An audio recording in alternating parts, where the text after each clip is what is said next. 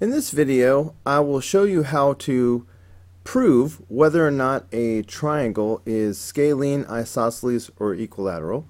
I will also show you how to prove whether or not a triangle is a right triangle. And then finally, I will have a little discussion about the various properties of some special quadrilaterals. But getting back to number 13, of course, I first need to ask myself, what does scalene, isosceles, and equilateral mean? So of course, equilateral means we have a triangle with three congruent sides. Isosceles means there are two congruent sides. And then scalene means there are no congruent sides. So if I want to show whether or not the sides are congruent, should I be using slope, length, or midpoint? Alright, hopefully you know that we should be talking about length. Alright, because if sides are congruent, that means they have the same length. So we will need to calculate the length of side AB, the length of side BC, and the length of side CA. And then we'll see, are all three congruent, are two of them congruent, or are they all different? So let's start with AB. When I have a picture already drawn on a graph, my favorite thing to do is to use the Pythagorean theorem. So I will draw a right triangle where AB is the hypotenuse, and I see that the horizontal portion here is, let's see, that's 4 and 4, so that's 8. And then the vertical portion is 2. So doing the Pythagorean theorem, that's going to give me the square root of 8 squared plus 2 squared. Okay, so just real quick, I know the 8 squared is 64, and 2 squared is 4. So this is going to be 68. So I've got the square root of 68. And this is going to be approximately equal to, alright, square root of 68, 8.246. Alright, so let's do that again for BC. So again, I will make a right triangle out of it. This horizontal portion is length 4.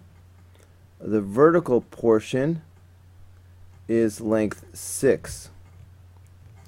Okay, so using the Pythagorean theorem, that's going to be the square root of 4 squared plus 6 squared. Now that is 16 plus 36. That comes out to be the square root of 52, which is approximately equal to 7.211. So far I have two different lengths. Alright, now for CA, one more time, I will make a right triangle where CA is the hypotenuse. The horizontal portion I see is 4. The vertical portion is 8. Okay, so this is going to be the square root of 4 squared plus 8 squared. So that's the square root of 80, and that's approximately 8.944. So all three of these are different lengths, therefore this is scalene. So you need to wrap the problem up with an actual statement that says, since no sides are congruent, triangle ABC is scalene. Alright, now let's move on to problem number 14. So I need to show and prove whether or not this is a right triangle. So of course, to be a right triangle, one of these angles needs to be a 90-degree angle. How am I going to show that? Well, a 90-degree angle also means that I will have perpendicular sides. So for example, if this side, which kind of looks like maybe it might be 90 degrees, if this is truly 90 degrees, that means that FD and DE are perpendicular. I can use slopes to figure out which sides are perpendicular, because we know that perpendicular segments have slopes that are opposite and reciprocal. So that's my strategy. Let's find all the slopes and find out if any of them are opposite and reciprocal. Okay, so let's find the slope of DE. Let's see, actually, let me back up. Just looking at the picture, my best guess is for FD and DE to be perpendicular. So I'm going to start with that. So I'm going to start with FD and DE right side by side. So let's find slope FD, and then we will find slope DE,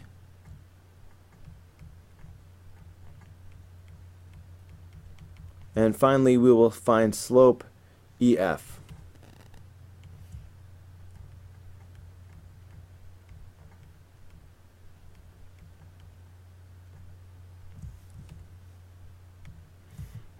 Okay, so slope FD. Slope is rise over run. So slope FD, here's the rise, and here's the run. So that was a rise of 4 and a run of 6. Okay, so that's going to be 4 over 6. You must reduce this. So this is going to reduce down to 2 over 3. So that's the slope of FD. And just double checking the signs, see how this is uphill? It should be positive slope. So this is positive, that's good. Now slope DE, here's slope DE over here. Alright, that's the run, and this is the rise. So let's do the rise first. Okay, in fact, you know what, maybe I'll put it inside, just so I can do the rise first. So from D to E, this is down 3, that's the rise, and right 2. So down 3 is negative 3, and then right 2 is positive 2. So that's the slope. Alright, rise over run, negative 3 over 2. Okay, nothing to reduce, so there you go. Alright, I really could stop right there because these are opposite and reciprocal. Okay, I already have found it. You can't have more than one 90-degree angle in a triangle. So I've already discovered, see how 2/3 and 3 over 2, that's reciprocal, and one's positive, one's negative, that's opposite. So I really can just stop right here. I don't actually have to find the slope of EF. Okay, so I can go ahead and make my summary statement now. So here goes. Since slope FD and slope DE are opposite and reciprocal, segment FD and segment DE are perpendicular. Therefore, angle D is a right angle and triangle DEF is a right triangle. Alright, so now let's talk about the properties of some special quadrilaterals. When it comes to the properties of special quadrilaterals, it's all about this handy dandy graphic organizer. Alright, the 7 special quadrilaterals are featured here. Their definitions are shown here in yellow. Everywhere you see yellow, that's the definition of what that special shape is. Example, a rhombus. The definition of a rhombus is a quadrilateral with 4 congruent sides. Okay, now these statements that are numbered and written in red, these are the special properties of those particular special quadrilaterals. You need to pay a little bit of attention to the flow of this. See this dark black line? That is separating the special quadrilaterals into parallelograms and non-parallelograms. So the four shapes you see here on the left, parallelograms, rhombus, rectangle, and square, actually all of these are parallelograms. All right, that's why they are on the left. Kite, trapezoid, isosceles trapezoid, those are not parallelograms. That's important because if you understand that a parallelogram is really more of an umbrella term that includes rhombus, rectangle, and square, then when we talk about the definition of a parallelogram and the four special properties that I have listed, you will understand that those five things, one definition and four properties, they apply to all four shapes on this page. So even though it says parallelogram, opposite sides parallel, well, guess what? Rhombus also has opposite sides parallel. Same for rectangle and square. Okay, similarly, opposite sides congruent. All right, that applies to not only to a parallelogram, but rhombus, rectangle, and square. So just understand the flow. So all five of these things pertain to not only to a parallelogram, but also rhombus, rectangle, and square, which are special kinds of parallelograms. Similarly, there's more overlap here. See how I have the word square written sideways and it's sort of stretching across rhombus and rectangle? That's because a rhombus and a rectangle together make a square.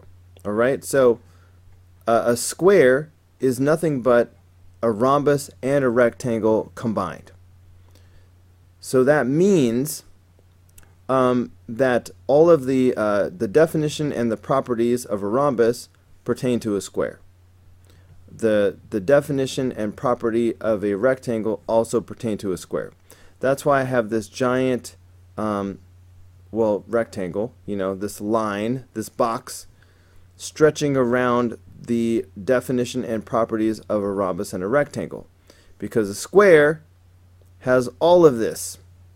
Okay? Actually, a square has all of this and the properties of a parallelogram. So I'm just trying to get you to see how this the flow chart works. Anyway, let's see if we can use the graphic organizer to answer these questions. Okay, in each row we're going to circle all the quadrilaterals that always have the given property. Two pairs of opposite sides parallel. So that's going to be true of all parallelograms, right?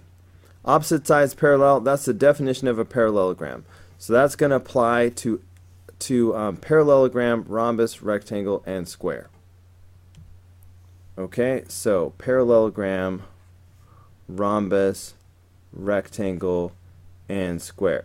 Okay, they were kind enough to put all the parallelograms across the top of the list. That's helpful. Exactly one pair of opposite sides parallel.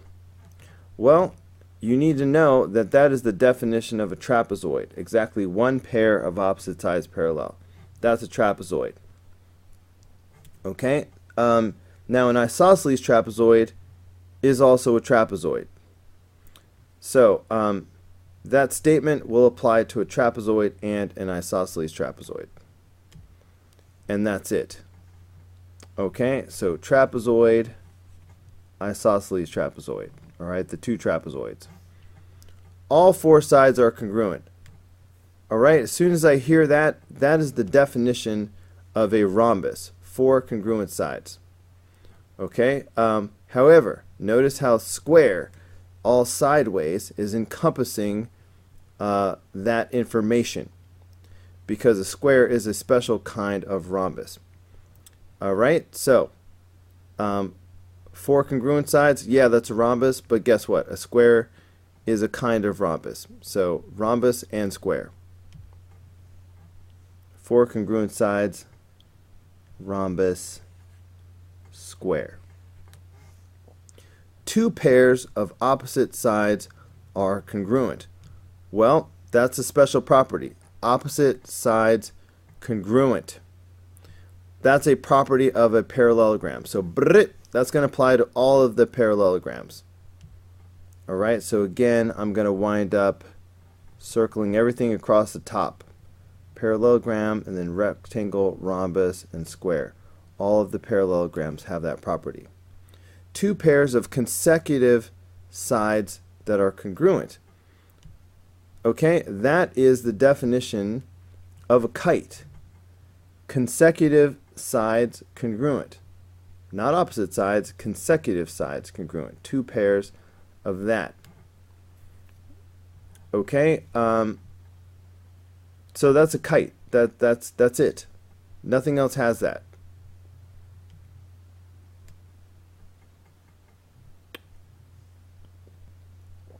Well, I'm going to have to contradict myself because, okay, the definition of a kite says consecutive sides congruent, but not opposite sides congruent. Okay, now this statement right here just says two pairs of consecutive sides congruent. That's definitely going to be true for a kite. But the way it's written, that's also going to be true for a rhombus and a square. Alright, so I guess I have to circle all of those, because if you think about it, a rhombus has all four sides congruent, so it definitely has two, it definitely has two pairs of consecutive sides. Alright, so that gets rhombus and square. Okay, so that one seems a little tricky. Anyway, there are right angles at all four vertices. Now that's the definition of a rectangle. Right angle, four right angles. Boom, boom, boom. All four vertices. So rectangle and square. Okay, because a square is a kind of rectangle. So rectangle and square have that.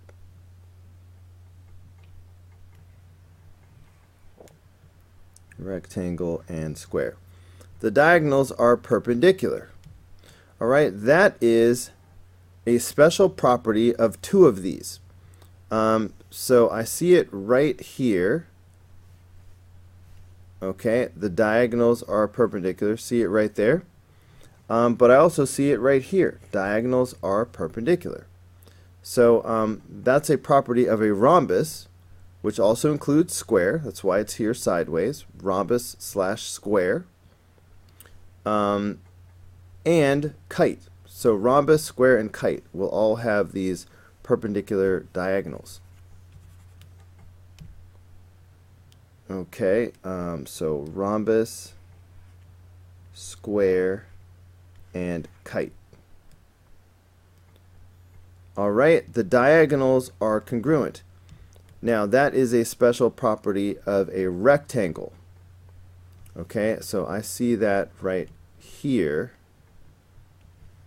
Okay, diagonals are congruent, but I also see it right here. Alright, that is also a special property of an isosceles trapezoid. So a rectangle, which automatically includes a square, so rectangle, square, and isosceles trapezoid.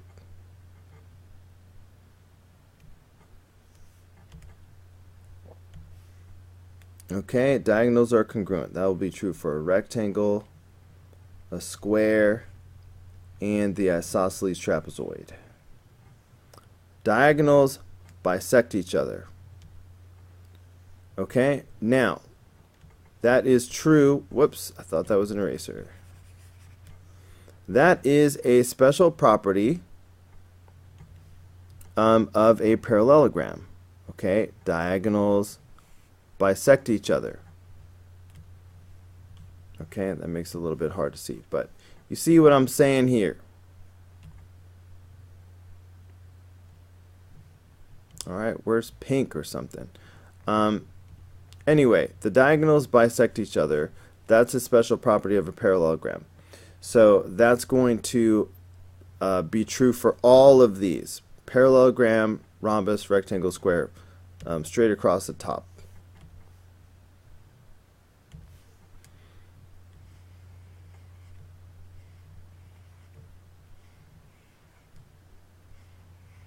Alright, and it won't be true for anything else. Alright guys, that's going to do it for this video. Go ahead and click here in the red apple to watch the next video. Click in the green apple to subscribe, or click the yellow apple for the full playlist.